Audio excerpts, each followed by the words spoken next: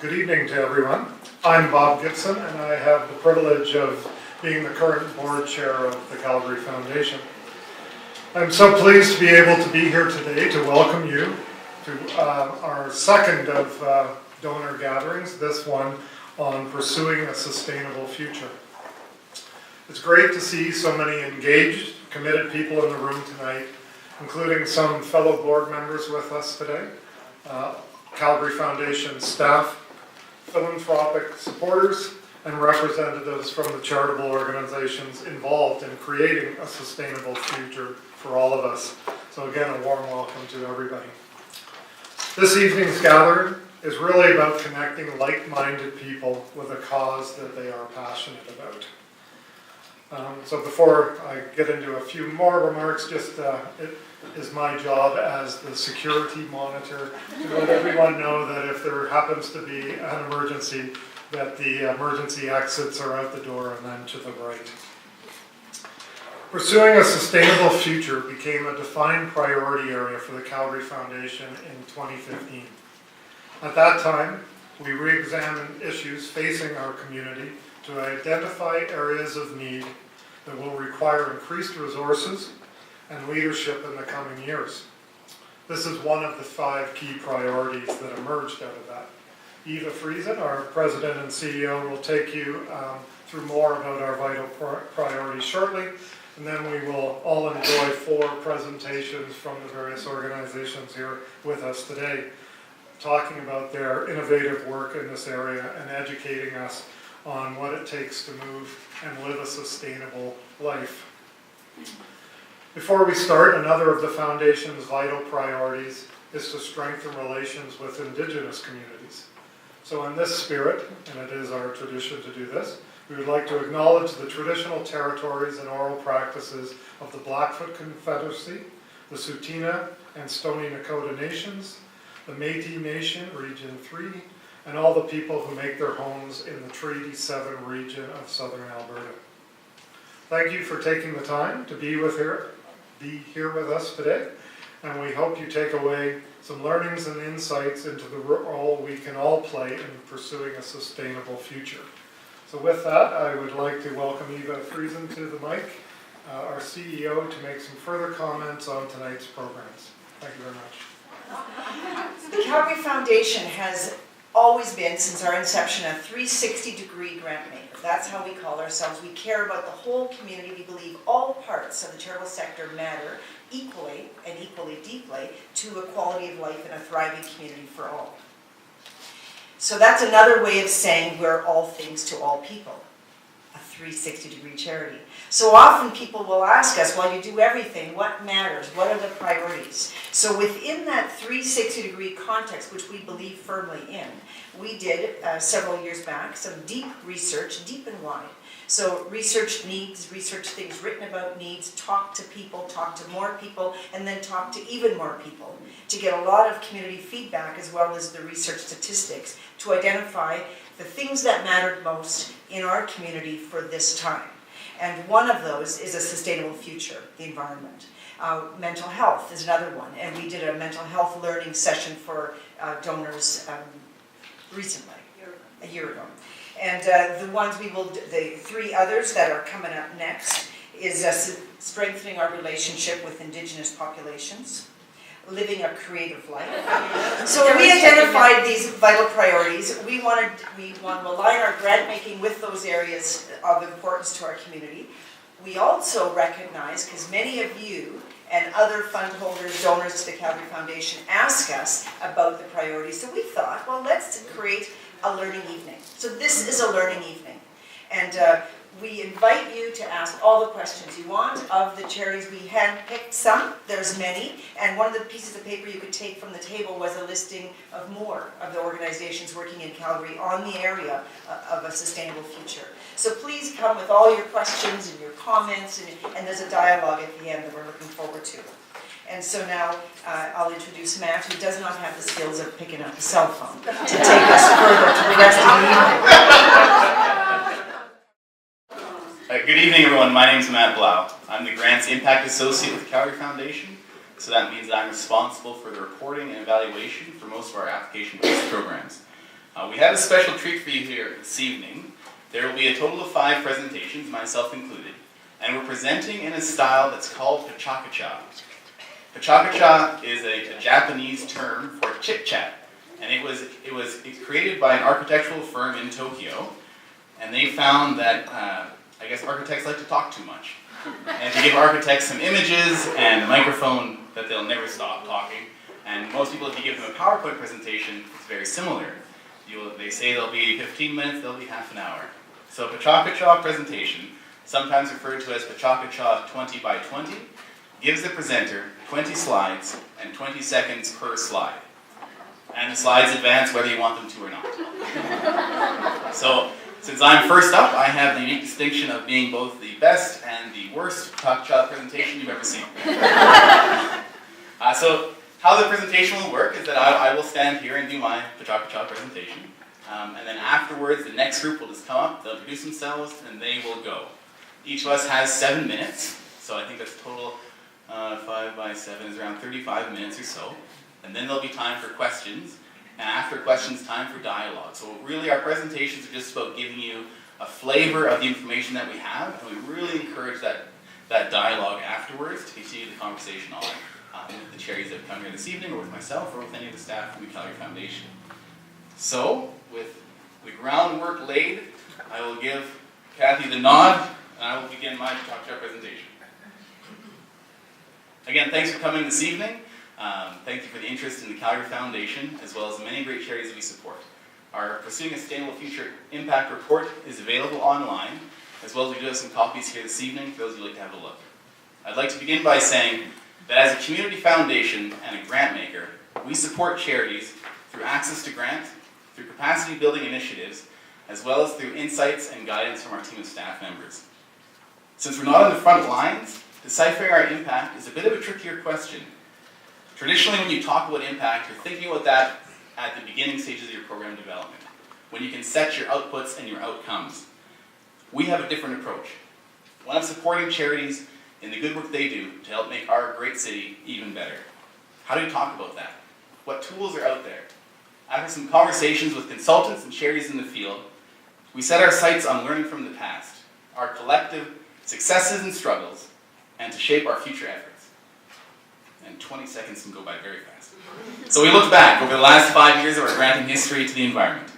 We looked at reports, emails, thank you letters, and other correspondence in an effort to understand what has changed. And with this understanding, what could we do? Where were our efforts best utilized? This approach could be considered developmental and a learning style of evaluation. Learning from the past to help develop future actions. Digging into our data provided some good insights, but to go deeper, we moved on to one of our greatest strengths, our relationship with community. A key part of the conversation with charities in Calgary was asking the right questions. In a workshop-style conversation, what kind of information were we looking to uncover? What changes do we identify in the priority area that would help us shape our plans for the future? The first question we asked looked at efforts and changes at the government level in regards to environmental policy and practices. The 2015 shift in government did have an effect on the sector, but what we learned was that many environmental organizations, sometimes called NGOs, had been working for a long time to set the stage for big changes. Additionally, we learned that both before and after the election, charities' adaptive approaches had led to big changes in land use policy, wildlife management, and other important government practices. One example for change for charities is that having a government promoting energy efficiency grants a lot of social license to efforts that some organizations have been working on for years. In our workshop conversation, one charity commented that people had stopped finally giving them funny looks for recommending different types of light bulbs. Calgary Foundation's willingness to take part in advocating for the environment positions us as one of the only major funders in the city, and we have contributed over $14 million to 836 projects in the last 5 years. This is important because corporate funding has decreased and funding options from the provincial government are not consistent. Next, we wanted to understand how public engagement and attitudes changed. Some of the charities we have supported developed exciting new tools, and some have found ways to use existing tools to advance environmental work. These tools might include innovative technology like smartphone apps, community development plans, and tips and tricks for individuals.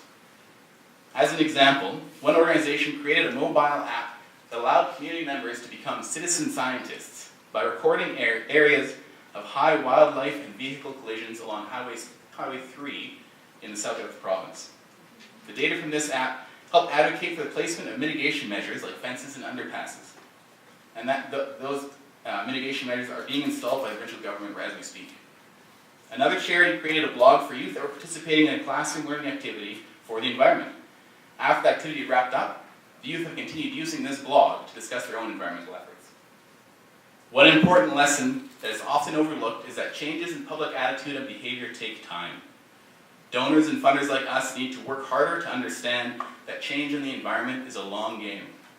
Patient funding is key and can relieve some of the pressure on charities that are forced to skip from project to project to sustain operations. Calgary Foundation typically funds new projects or significant expansions. We're looking at how we can provide ongoing support for those charities doing great work in this priority area. One of the ways we're providing additional support is flexible funding for collaboratives. Over the last 5 years, Calgary Foundation has witnessed charities coming together in increasingly collaborative ways to address complex issues in pursuing a sustainable future. Charities in the environmental sector, as well as others, are recognizing that there is tremendous strength in bringing together individual efforts to the table for collective good. While this might not come as a big surprise, it is often overlooked that charities have also had to face the question of fundraising for individual work or for taking part in a collaborative project. This was a limit that Calgary Foundation had been imposing on our grantees up until fairly recently. Recognizing the strength of collaborative work and understanding the reality of need of funding for individual efforts, Calgary Foundation has expanded our grant guidelines to allow charities to apply for both at the same time. So charities can now apply to us for individual work or to be part of a collaborative. We are also exploring new ways to fund collaboratives beyond just the launch phase to help maintain momentum into the future. Through our reflections on this vital priority and convening a group of charities in the sector, we developed a guiding strategy, a theory of change for our efforts moving forward. This map outlines key areas of support along the way for a healthy environment that provides life and prosperity for all Calgarians. And I've gotten ahead of myself. The next slide will show them. Some key takeaways from our strategy include convening and fostering collaboration, supporting local strategies to advance sustainable living, and patient investing in the capacity of charities working in the environmental sector. These efforts will hopefully lead to a thriving sector that informs Calgarians and compels communities to action. Pursuing a sustainable future will be about finding a balanced approach to our collective action going forward. Thanks once again. This wraps up my version of the Chocolate Chop presentation, but I'm glad it's done. I'm looking forward to hearing from our charitable partners.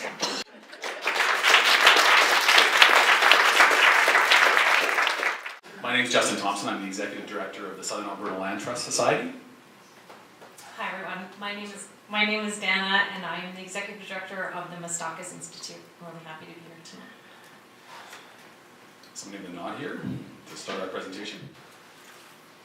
So today we'd like to share with you an important story about a landscape that's very near and dear to Albertans, our Eastern Slopes, and about a group of dedicated organizations who have come together through the support of the Calgary Foundation to make sure that going forward this landscape is well managed for the benefit of all Albertans. I'd like to start by describing the Eastern Slopes and the very significant benefits they provide. We will then highlight the threats to their health and the complexity involved in their management. Lastly, we will share with you how a unique collaborative is working to address these threats and safeguard the benefits of this incredible landscape through specific strategies and actions.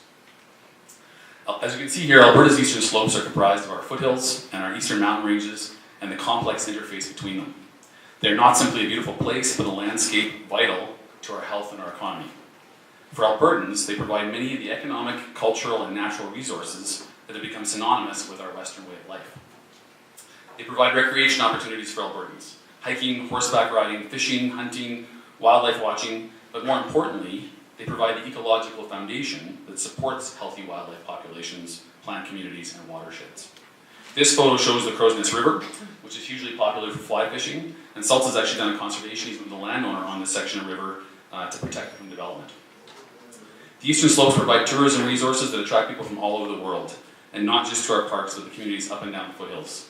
Alberta is known internationally for our open spaces, as the Travel Alberta Beautifully markets their Remember to Breathe videos. This Highway 22, for example, is thought by many to be one of the most beautiful drives in all of Canada, and it's up to almost 1 million vehicle trips each year now, so there's a lot of people on Highway 22. Along with tourism, oil and gas, and forestry, Eastern Slopes also support a renewable native grassland resource. It is the foundation of our ranching industry. This is one of Alberta's earliest commercial activities, and it continues to support the communities and the landscape of our Eastern Slopes to this day. Perhaps most importantly to Calgarians, though, the Eastern Slopes help to maintain our supply of clean drinking water. Upstream of our major cities in Alberta, the relatively undeveloped landscape helps to filter water, store water, and slow down runoff. This has significant economic value for the city of Calgary. Increasing development upstream could cost the city hundreds of millions in new water treatment facilities and higher costs associated with flood and drought. But this landscape is changing quickly. When my grandmother was born in Pincher Creek in 1914, Calgary's population was 50,000 people. In 100 years, we've added 1.2 million people to the city of Calgary. More shocking is that 900,000 of these people were added in the last 50 years. So this growth, while positive in many ways, has created an enormous human footprint on the land. If we project forward another 50 years, Alberta's Eastern Slopes will look very different. We've assumed for decades that this landscape can support this ever-increasing matrix of activity that you see here. All indications this is not the case in terms of impacts on water quality, biodiversity, and loss of open spaces.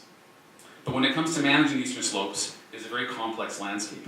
We have a multitude of jurisdictions with stakeholders with vested interests, so how do we preserve this valuable landscape? We must do things differently than in the past. We must look at the landscape as a whole in terms of its ecological function, and we must work across jurisdictions rather than within them. That is what this project sets out to do. Within the environmental community, there's a wealth of experience in science, in community engagement, in policy, and public and private land management. And we wanted, as this collaborative, to work across all those disciplines to create a plan to conserve the Eastern Slopes. But we didn't want to create a plan that would just sit on a shelf. We wanted a plan that was action-oriented, that identified what needed to be done. We wanted to build on all of the work that's already been done. There's been a tremendous amount of effort and work on the Eastern Slopes, but a lot of these past efforts have been specific to one specific land use or specific to an area within the Eastern Slopes. So this project pulls this information into one comprehensive plan. The core groups leading this work were the Miistakis Institute, that focuses on applied conservation research, S.A.L.T.S, that focuses on private land conservation, CPAWS, that's dedicated to protecting parks and wilderness areas, and Y2Y, that connects habitat from Yellowstone to the Yukon. This network mapping that's coming up shows all of the groups in Alberta, the environmental groups that identify with working on issues on the Eastern Slopes. The more central the organization, the more connections that group has to other groups. So our groups, our core groups that are indicated in blue, we're central within this map, and we're well positioned to undertake this work due to our connections with other groups. However, we identified the need to engage with the broader environmental community, as it is their collective actions that are addressing the conservation priorities in the Southeastern Slopes. So throughout this process, we've engaged with NGOs that focus on a really broad spectrum of environmental issues. We used a scientifically based conservation planning process that's been used by the Nature Conservancy in the United States for decades. It's a process based on an ecological foundation, and the process guides you through the development of strategies and measures of success. So again, action-oriented. So while the planning process itself was well-defined and structured, we've had to work within the confines of limited data sets, information gaps, and modifying the process for our needs. And collaboration itself is tough. It requires additional time, compromise, and effective communication. Our work now is focusing on engaging with municipalities, provincial government, and other stakeholders. And by engaging with these groups, we can identify what's being done by who, so we can identify the gaps. And that helps organizations like ours and our collaborative to determine how to prioritize the work that we're doing and the work that government can be doing. So the impact of this work includes empowering NGOs and concerned citizens in meaningful engagement in land use planning, but it also supports land managers and municipalities with more specific landscape information and a plan that can help guide land use decisions in the future. But perhaps the biggest impact of all is that it is a proactive, comprehensive, and shared vision. The environmental sector in Alberta does good work, and this initiative supports that work and allows us to work collaboratively to improve management of the eastern slopes for the benefit of all Albertans. Thank you.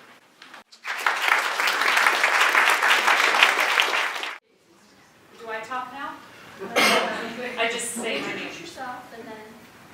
I'm Laura. And I'm a volunteer board member who's leading the Rockies Institute in its first couple years. Okay. We're a new charitable organization. We exist for one purpose, and that's to help communities, businesses, and individuals build resilience to climate change, and therein creating a more sustainable future. We do this through education research that's co-created with our partners.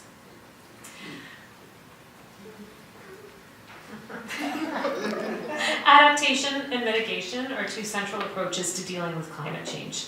Adaptation in this context means adjusting to actual or expected future and reducing vulnerability to climate change. It also means revising our ways to take advantage of new opportunities, such as longer growing seasons, new energy sources, and even new tourism ventures. The global focus, though, has been on mitigation to avoid dangerous warming. But for many, many reasons, our response was too slow. And while humans were arguing about the facts about who's to blame, temperatures have been steadily rising, and we're now faced with an urgent need to turn our attention to adaptation to ensure food, water, and economic security. Adaptation can be as simple as a business practices adapting to new markets, or it can be as complicated as communities moving because of sea level rise, like we've seen in small island states and also in some Inuit communities.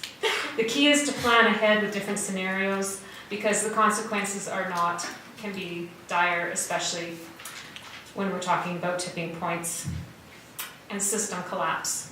The World Economic Forum recently highlighted climate change as the #1 risk facing the planet.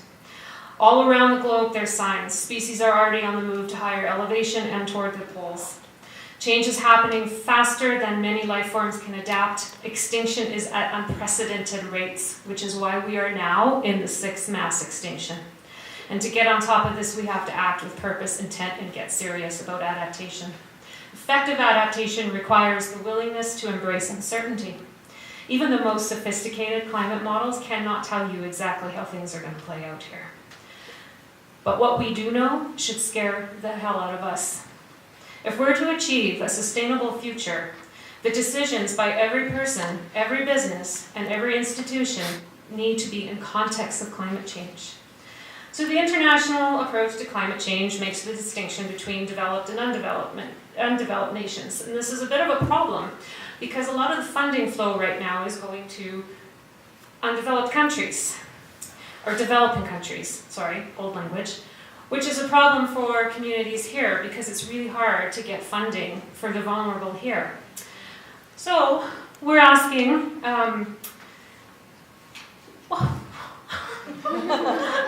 sorry. So we're asking, who are the other knowledge holders in Alberta? And we asked this presentation we did, and we got some really interesting feedback. So we're starting to go out and we're asking different organizations about what they want to know and how they want to know it. Sorry, I'm really all messed up here. So some of the examples of projects that we're doing is the Building Climate Resilience with the Blough tribe, which has been a fantastic journey working with them, and a really good example of how we go in and ask them what they want to know, how they want to know it, and then we develop a project. And it's been so successful that the Pirbhai Nation has actually asked us to come in and do something very, very similar. In fact, Chief and Council just recently asked if they could pass a resolution to work on a similar project. Okay, note for anybody, you have to get your slides in order.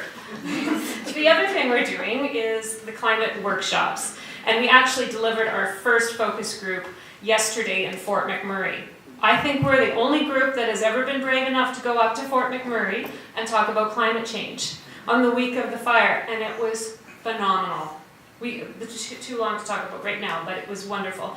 The other one that we're doing that I'm really excited about is called Fire and Ice, and this is an engagement project that's bringing first seniors together to learn about wildfire, glaciers, and how to have some photo skills. And then they're going in the field and they're going to capture their learning and then share it with their community. The next project links to our work with the Kainai. We're working with one of the oldest tribes in the world in South Africa. They're just outside of Cape Town and they're experiencing unprecedented darkness. I'm sure you've heard. But we're doing a knowledge sharing because they're dealing with very similar situations as the Blough tribe is. And one of our most recent, this was a very different project for us, but we brought different knowledge holders together for the IPCC conference at Edmonton, and this was a group of scientists from all over the world with Indigenous knowledge holders in Alberta. No one has ever done this, for the first time in a room to talk about their knowledge on climate change and what could be done. It was really neat. So we can fight climate change. Even some of my colleagues may say, let's fight climate change. I would just offer that maybe we need to have a different narrative around climate change. We're not going to win. Climate change has always been there. We're living with it. And I would like to find a way to do this compassionately and as partners. To do that, our perception of risk needs to change because we're dealing with uncertainty. So our risk models that we've been going by, whether it's in your business or your community, need a rethink. False dichotomy. So a lot of you probably are hearing about how there's environmentalists on this side and there's people who care about your future on the other side, and economy, and it's false. They go together, and we just really need to stop talking about this as if it was separate. Adaptive advantage. Well, this is a picture of, you may not know, but there's ruins, and this is an example of a future city. If we don't adapt, we really could go by the way of some of our ancestors. We are talking about potential system collapse here, and I hope that through all these generations, we have learned something. So what is the story that we're writing? As an Albertan, we know that climate change has always been there. We're in a time of rapid change. We know that we have to adapt, and we need champions here in Canada too, to start investing in adaptation in our communities. I think as Albertans, our signature has always been hard work, ingenuity, and community spirit, and I hope that gets applied with climate change too.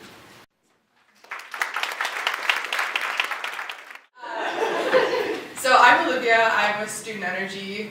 I'm the communications manager there. We're a global not-for-profit.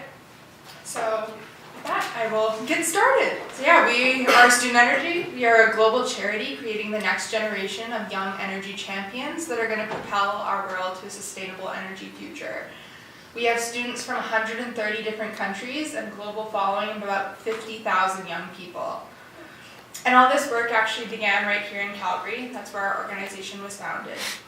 So we call ourselves the Ener Nerds because despite everything that could divide us, whether it be language, geography, whatever, we all share a common passion for energy and wanting to break through these systems to create tangible change. So these are our three original founders who actually started the organization when they were just 20. But before Student Energy, we were ISIS. So, for obvious reasons, we have dropped the I and rebranded to S.A.L.T.S. And the conference purpose was simple. We felt sidelined at traditional energy conferences, and we wanted a space for youth to share their opinions. So we created our own summit. Holy cow. And admittedly, no one really knew what would come from the conference for students by students, but in the end, the event itself was a huge success, and it was made possible because of a group of donors like yourselves that really took a risk on youth and invested in us. Not only was the event amazing, it actually launched a new global cohort of energy entrepreneurs and intrapreneurs who are currently changing the face of energy and how we work within it. So with hindsight on our side, we can make some strong predictions about how learning to leverage youth innovation can change and shape the future of energy. For us as an organization, young people have always been our inspiration. And in the process of building our organization and its programs, we've learned a lot and uncovered more about how young people can change the world for the better. And that's what I'm here to share with you today. What's interesting to me beyond these numbers is that how simple actions with the goal of breaking down barriers for youth to engage have shown us the keys to youth innovation and how much it can accomplish. Getting this model right and being able to scale it so that we can implement it in companies, organizations, and governments is going to be a key way that we can leverage youth innovation and accelerate our transition. You may ask yourself, what is youth innovation and why should I care? Well, youth innovation is when young people leverage their natural skills and abilities that we have, just naturally being millennials, and they create incredibly holistic solutions. I'm going to give you the key factors of youth innovation and land on why I think it is so critical in these times of transition and particularly in our energy transition. One clear piece of this equation is the keen awareness amongst young people that our current energy system is not working for two reasons. The first being it's not equitable, with over 1 billion people not having access to energy, and the second being that it's our greatest contributor to climate change. Young people feel motivated to engage in this issue because realistically, these are our two future commute options, a boat or a Hyperloop. And frankly, we're not willing to compromise. For us, the trade-off between the economy and the environment is not one we're willing to talk about. So young people are breaking through these false dichotomies of polarization and aiming for ambitious solutions. The next key piece is rapid adaptation. Growing up in the technological age, I have lived through all of these. So it's really powerful when you think of the adaptation necessary in an energy transition. For us, it's not a question of whether we're getting electric vehicles. It's how fast can we make it happen and how can we make people excited. And for young people, it's intuitive to think about the whole system and not just one piece. When thinking about sustainability, this is crucial because every solution has trade-offs. And by unlocking systems thinking in the next generation, we're also cultivating a higher standard of critical thinking amongst our new people, and that's necessary when thinking of creative solutions. One thing they don't tell you about millennials is we're actually the most socially conscious generation to date. Our focus on other people has built a strong sense of empathy within us, and this is very critical in times of transition. Our sustainable future has to work for everyone, and we need to use the transition to solve problems on a local and global scale. Another critical element is collaboration. These are the kids whose desks space together at school. We sit at round tables, not boardrooms, and we value diverse perspectives. The young people of today understand the importance of working together to create holistic solutions. Because no one solution is right for every problem, and student energy empowers young people to take action globally, but particularly in their local communities, and create tangible innovation that works. For example, Brian Kikembo from Uganda found a way to provide clean energy to 85% of impoverished Ugandans in his home community. He's just one example. Okay, this is a fun one. If anyone remembers the Gremlins, I'm just old enough for this analogy, but if you get one what, they multiply. Youth innovation works the same. One person takes off and they inspire and take 5 people with them. And we do this on sheer passion alone. We're very exciting to work with. But there's a reason I keep saying that youth innovation needs to be unlocked. And it's because nothing is as effective as it can be when you're working in a silo, and youth innovation is no different. The final component for reaching its full potential is intergenerational collaboration and the knowledge of our preceding generations. For student energy, this formula is now coming full circle back to where we started in Calgary. We've taken all of our learnings about youth and channeled them into our next project, the Indigenous Student Energy Summit, happening here in Calgary. We hope that by leveraging the young minds of Indigenous youth that we can help create a clean energy access for everyone in Canada. So now you know the keys to youth innovation, and in some ways I'm passing the baton to each and every one of you. It's our responsibility, whether it's in your workplace or in your personal lives, to help leverage youth and allow them to excel with these natural talents that they have. So thank you for being the torchbearers in this movement. You are helping accelerate youth innovation as a tool to deliver on a sustainable energy future and more resilient communities. And I hope that after today, you understand all that youth bring to the table, and together we can create our best version of tomorrow.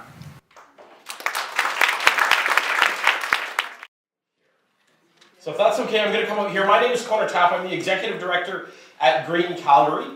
We've been around for about 40 years. Most people have heard of us. I'm really excited though about Laura and what she was talking about, and our other speakers have been fantastic today. And I'm stalling right now because I'm really nervous. No, but I will say, Eva, I would go into your house to get this. With that, if I may, please. This picture is known as the Blue Marble, and it's the last photo that was taken on the last day of the last Apollo mission. And it's the most widely published photo in all of human history.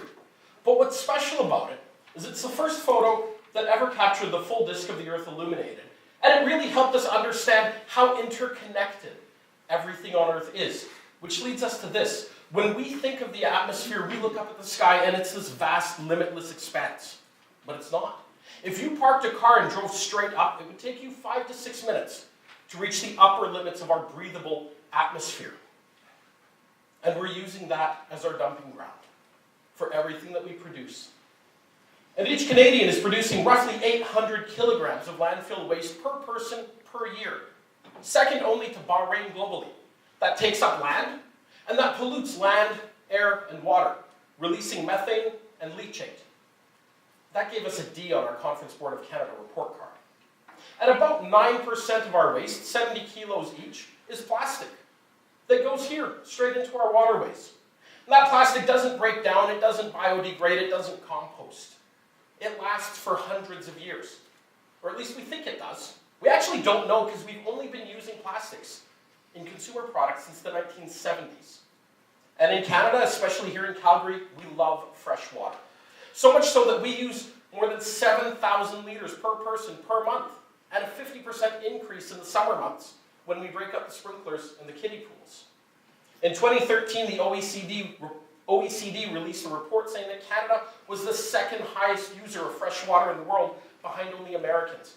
And in Alberta, our carbon footprint is 3 times the national average, owing largely to the way that we have to generate electricity far from our cities to meet air quality standards. We lose 50% to transmission loss. So when we waste power in Calgary, we double down on the environmental impact of that waste. That brings us back to our blue marble. Scientists believe that human impacts on the Earth are real. The consensus on that is the same as it is for gravity. So let's all take a moment and acknowledge human impacts on the Earth are real. And let's start thinking about simple solutions that we can all do. Step 1, connect to the Earth. Find your why. My why is this 6-year-old girl who likes to climb mountains and ride bikes, and her mom and 2 brothers. It's me riding my bike through a mountain pass or reaching a summit, the exhilaration of exploring biodiversity. The second thing that you're going to want to do is be intentional. The most profoundly positive things in your life have come from intentionality and being deliberate.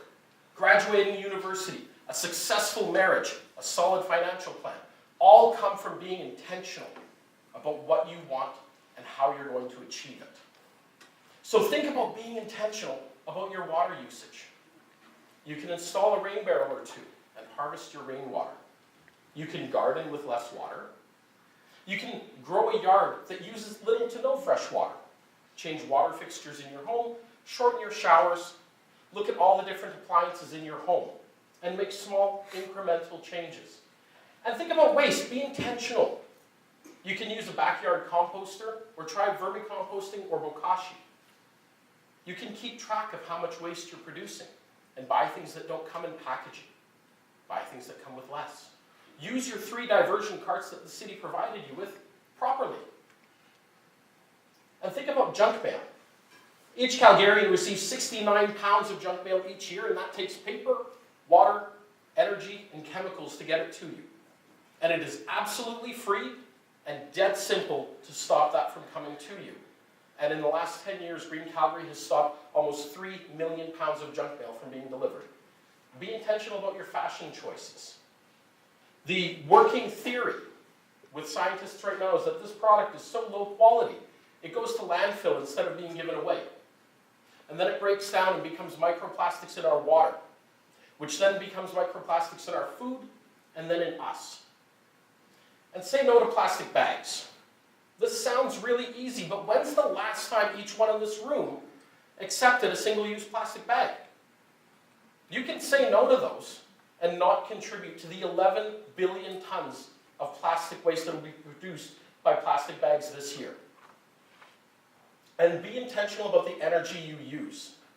The difference in energy in Calgary from boiling enough water for 1 cup of tea in the morning versus filling the kettle each day is 80 pounds of carbon per person.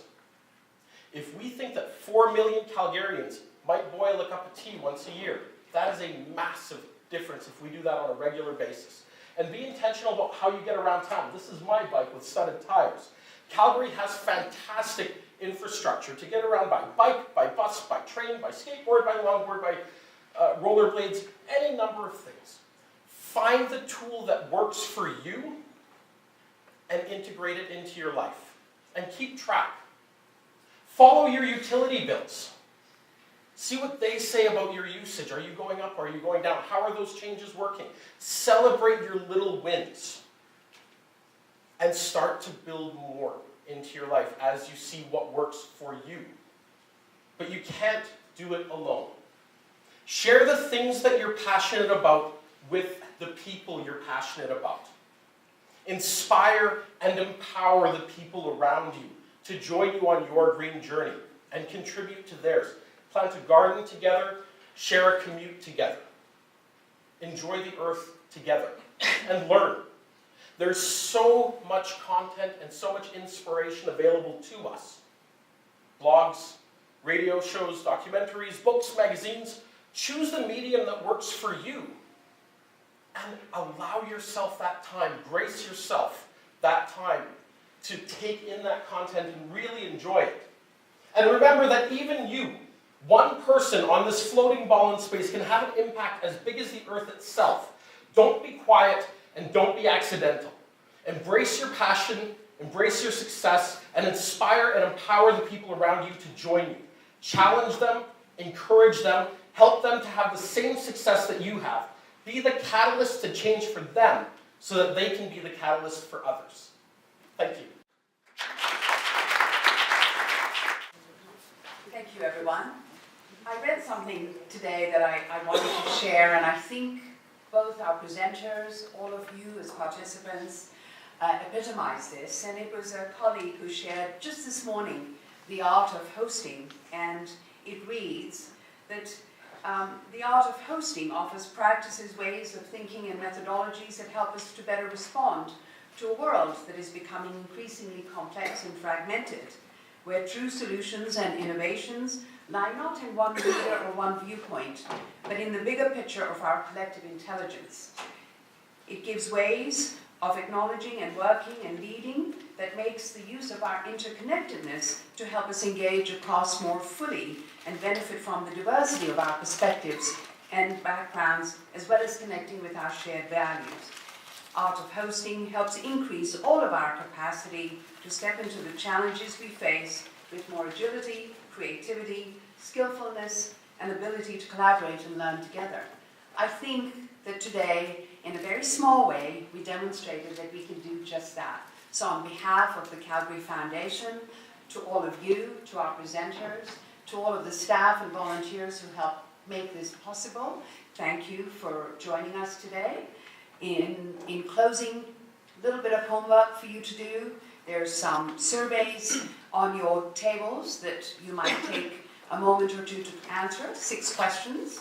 There is also a survey that will come out to you, the same survey, by email tomorrow. We will send on a video of this presentation and dialogue in the next few days as well. And we will close with a 90-second video clip on one of our many initiatives under the Community Knowledge Centre. Thank you.